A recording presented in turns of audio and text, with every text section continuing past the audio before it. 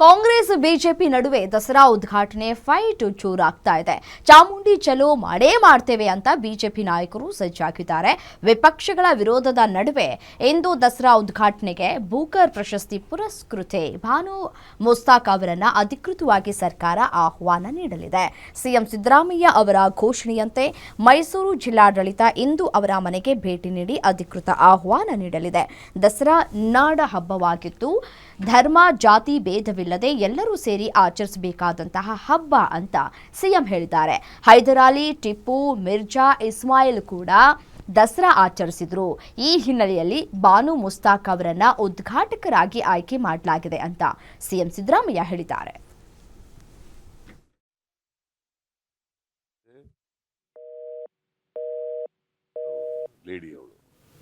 ಅವಳು ಕನ್ನಡದಲ್ಲಿ ಬರೆದಿದ್ದಾರೆ. ಕುಂಕುಮ ಹಾಕೊಳ್ಳೋದು ಧರ್ಮದಲ್ಲಿ ಇದೆಯಾ?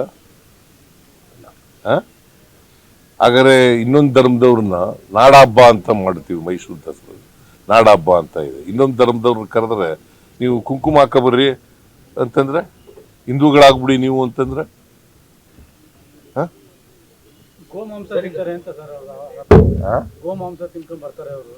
ಯಾರು ನೀವು ನೋಡಿದ್ಯಾ? ಅವ್ರು ಹೇಳ್ತಾರಪ್ಪ, ನೀ ನೋಡಿದ್ದೇನೆಯಾ? ಸೀಸೆ ಮುಸ್ಲಿಂ ಧರ್ಮದವರು ಲೇಡಿ ಅವಳು ಕನ್ನಡದಲ್ಲಿ ಬರೆದಿದ್ದಾರೆ. ಕುಂಕುಮ ಹಾಕೊಳ್ಳೋದು ಧರ್ಮದಲ್ಲಿ ಇದೆಯಾ?